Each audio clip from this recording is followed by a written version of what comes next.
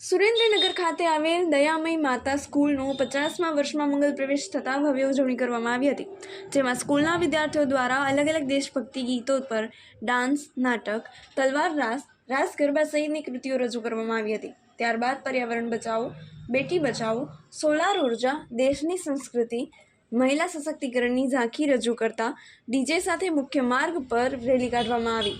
આ તકે સ્કૂલના પ્રિન્સિપલ ફાધર ટાઇટસ, ઝાલાવાડ ક્ષત્રિય સમાજના પ્રમુખ ડૉક્ટર રુદ્રસિંહ ઝાલા, વિશુભા ઝાલા, જિજ્ઞાસાબેન નાયક તેમજ શિક્ષકો, વાલીઓ, વિદ્યાર્થીઓ સહિત શહેરીજનો અને આગેવાનો મોટી સંખ્યામાં ઉજવણીમાં જોડાયા હતા।